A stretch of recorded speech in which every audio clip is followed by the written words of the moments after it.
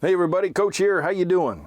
Man, what a fantastic weather time it is right now in many parts of this country. Maestro and I have traveled all over, and we are in the very uber expensive state, our former home state of California. Oh God, it's like that state just reaches into your back pocket and pulls out whatever you have and says, here, this is what you need to survive on.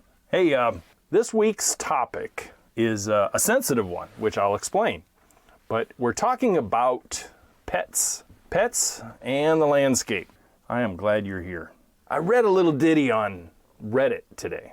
It was kind of funny. It really caught my eye, and it spawned this week's topic. You know, the person that was posting, there was actually more than one. The persons that were posting stated they had someone moving into their house was one of them. The house already, according to the poster, had 2 dogs, medium-sized dogs, and the new person that was moving in was going to add 3 more doggos. Now, in my old landscaper brain, that tells me we got 5 doggos of various sizes. This one particular question kind of surrounded how to cordon off part of the yard to restrict the area where the dogs will be allowed to play, roam, and of course, poop. The photo was inconsequential, but the yard looked kind of beat up. There were 2 more similar posts asking, help, what can I do about this? And one of them was about fence line racetracks and what the dog had been doing to the yard. So this week we focus on you pet lovers out there and the struggles some of you have with balancing pets, in this case doggos, balancing doggos' exuberance and energy, and sometimes the havoc they can wreak on a landscape, compared to how many want the landscape that you think it should be. You know, lawn, trees, and shrubs, and flowers, and that kind of stuff. So, bam, son, I'm glad you're here. Let's throw this episode to the dogs and some other critters I'm going to mention. Glad you're here. Let's launch.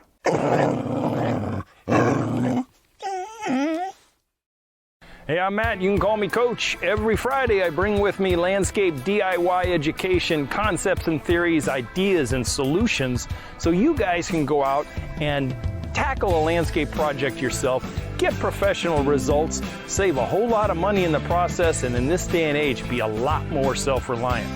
Man, after a 20-plus year career in the green industry, I'm bringing with me a lot of knowledge and experience that I want to share with you guys, the new, modern, educated, self-reliant homeowner of today.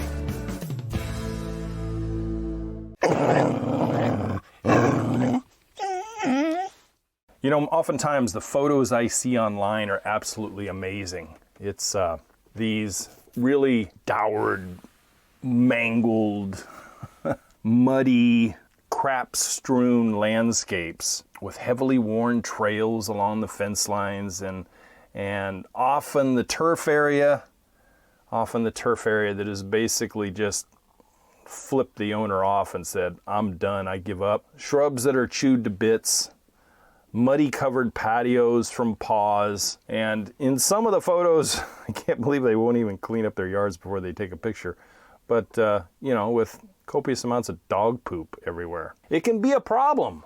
But you know something? It can be mitigated or eliminated with a little advanced planning. Inject pet training and human training and a little creativity.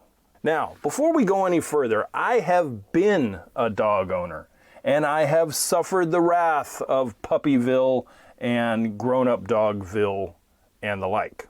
I am certainly not immune, that's for sure. In my case, training started with the humans first, then doggo. In my case, sadly, it was determined because the business I was in that doggo was just not going to work.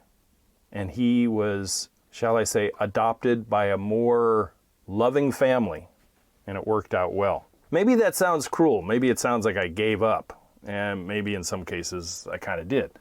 But obedience training did not work, etc. I love those beagles out there, but man, this one was quite a handful. Cruel? No. But when you have to use your home as a landscape showroom for ideas and examples, and you need to bring clients in, need I say more? You know, sometimes you have to make a very hard decision, and that was certainly one of my lifetime. I am also not picking on dogs. It is obvious that they are the #1 pet globally, followed by cats and fish and so on down the line. But you know something? I do speak from professional experience here as well. I have dealt with these issues as a designer and as a landscape contractor. It's a very sensitive subject to broach with potential clients and get those clients or homeowners to be congruent with landscape ideas that will live through Doggo and all that he or she can bring to a yard. So some of the solutions I have offered are these. Some folks liked them, but some did not and wanted their baby to be included in the yard and not excluded, despite the lack of training and the lack of manners that the dog or dogs possessed. First of all, when I used to visit with these folks, the owners had to come to some form of congruency as to how they will deal with the issue. You know, many times I had one of my clients on board and knew exactly what needed to be done. And yet the other one, the, shall we say, paw-holding pet enabler, they were just asking for trouble. And while those who are willing to train, segregate, and control, those are the folks that will oftentimes preserve the human part of the landscape and allow Doggo his or her own space. Her own space. Then, as the animal matures and you haven't called in the dog whisperer just yet, train the animal and allow them into the yard when you are there and teach and train manners to protect that huge landscape investment. Now, I know there's some of you out there that, you know, maybe you're on big rural property and it's not nearly as important as it is for those of you who are in smaller suburb yards. And maybe you have a large breed, and maybe you have a young large breed animal, or a very high energy bounce off the freaking walls breed. It can, you rural people, hey, lucky you. Maybe you don't even have a fence on your property. And that can also pose a problem, especially if they see a rabbit or a deer. They can run for a long time. Used to have a dog when I was a kid, my next door neighbor's dog. Named him Snoopy, not because he was a beagle, but because of his coloring.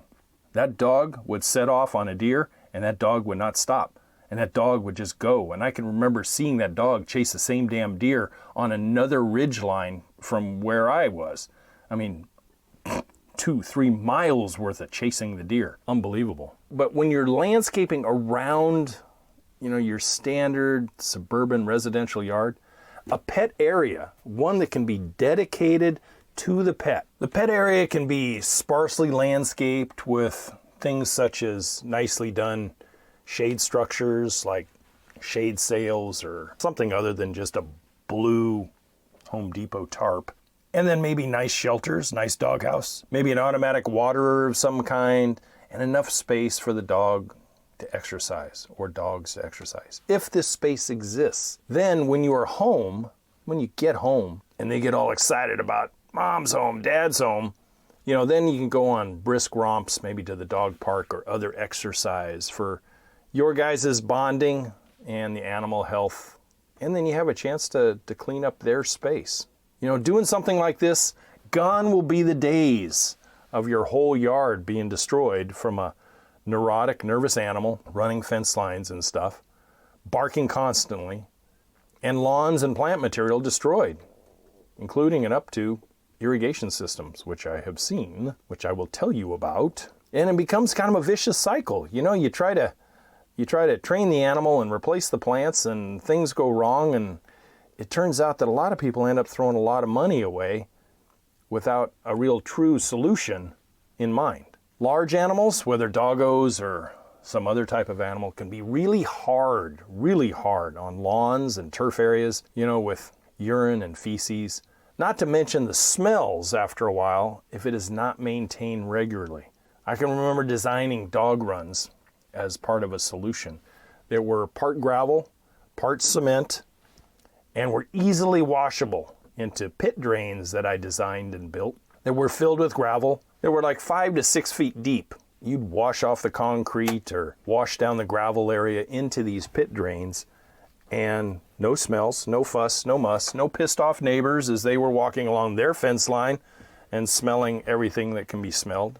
Now, I know one thing. I know that I'm not a dog trainer, and I am sure there are thousands of folks out there on the interwebs that can address animal manners as it applies to the yards and landscape. You know, once you train yourself and then train your animal, I think you start to have kind of a win-win situation, and then use some creativity to give the animal the space they need without giving them the whole thing and having a result that is negative. Now let's talk about the fence line racetrack questions that I constantly see come up on Reddit and other places. My whole approach to that, if you can't train that out of the animal, which in some cases you cannot, sometimes they use the racetrack because there's a dog on the other side of the fence, and all they're going to do is run that racetrack and rah, rah, rah, rah, rah, rah. You know, that's just what they're going to do, I guess. But one answer that I have is give it to them. Give them the fence line.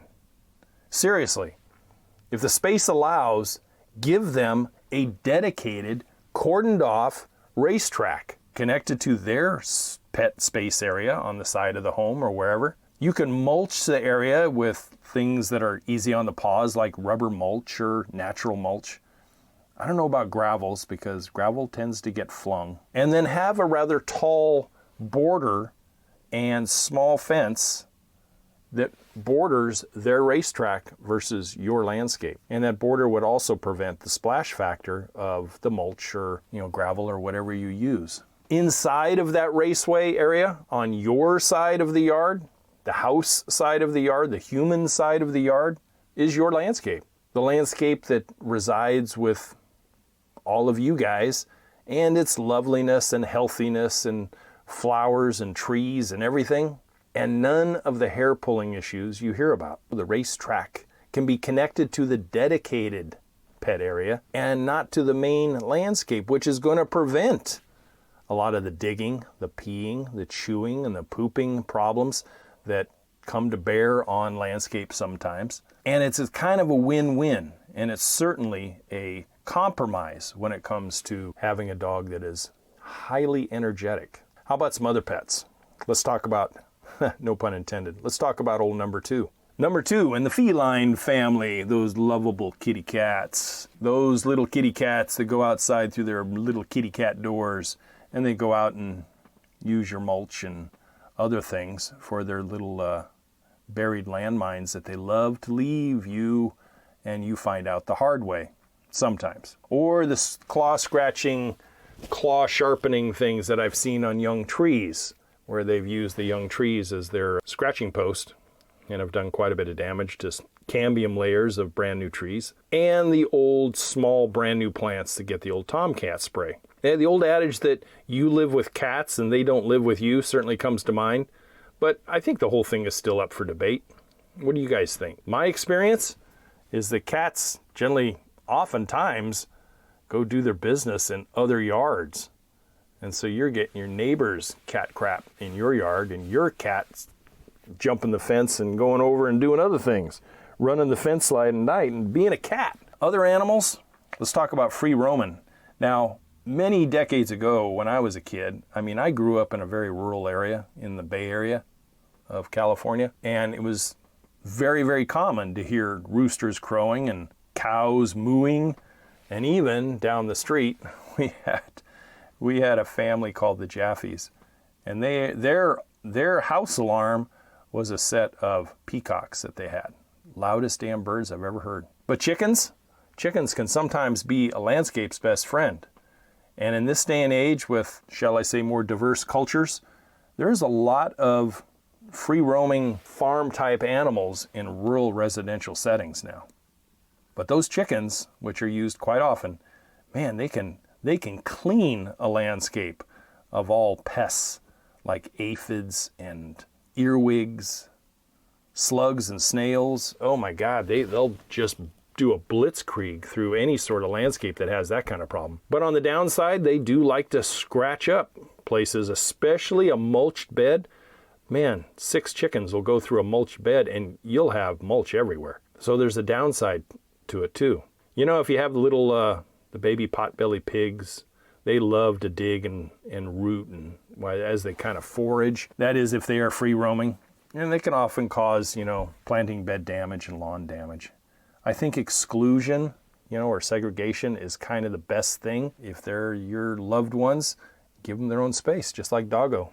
Another popular pet that's gaining traction is the pygmy goats. And those dang things, those are fantastic when it comes to weed control, wild shrubbery control, that kind of stuff. But they don't know the difference between what you want to control versus what you've planted. And they'll go blasting through a $125 ornamental prize whatever plant just as fast as they'll go through a bunch of weeds on the perimeter of your yard. And I know you can stake them down and do all that kind of stuff, and you can strike a balance. And that kind of sums up this whole thing. Is I think it comes down to striking a balance for you and your pet's needs, whatever pet it is. Determine your tolerances and fit your tolerance to your pet's needs to the type and breed of animal that you're choosing to live with. And then you just have to live with the consequences. With a little creativity, some training on your part, and some training on the animal's part, I think things can work out. Just don't go stark raving nuts when your yard, left uncontrolled and unhindered from the pet, cannot keep up with the animal's manners. They are just being them. They're just being the animal that they are. You are the higher life form, so the experts tell us. So, train, praise, and discipline, and strike that balance if it is possible. But back to the original story as I leave you. 5 large dogs in now a somewhat smaller area of this person's yard, where 2 dogs had already destroyed the whole yard. I'm not sure segregation is going to be the answer. It sounds like it might be a recipe for further frustrations. I don't know. I could not do that to my landscape. Just too much hard work, too much love. And maybe this old codger just likes plants more than he likes pets, but that's my personal choice. But maybe these people that are lovely pet owners, they adapt better than this old codger talking to you now. So what's the whole takeaway from this, Coach? Well, choose the pet wisely. Make sure you know what you can tolerate. Choose a landscape that maybe is a little more pet friendly in your creativity and designing phase, or allocate part of the yard to them, at least on a temporary basis. And then you can finish it off later. Hey, that's what I have for you this week. The one thing I don't want to hear about is the animals being punished or abused as a result of them just being animals. You guys are responsible for your home. So make sure that they are taken care of, both the landscape and the pet, and may both survive and thrive correctly. Hey, I will catch up with you guys next week. As always, to your landscape success, don't forget to check out my website if you don't mind. Show some love with the ebook. If you have some friends or maybe family members that are first-time homeowners and they don't know a rake from a shovel and can really use a lot of help, hey, a great housewarming gift is everybody pitch in and try Homescape 1.0. I think you'll be very impressed with the amount of knowledge you'll take away from that. There's always the 15-step giveaway. I will catch up with you guys next week, as always, every Friday. Bye for now.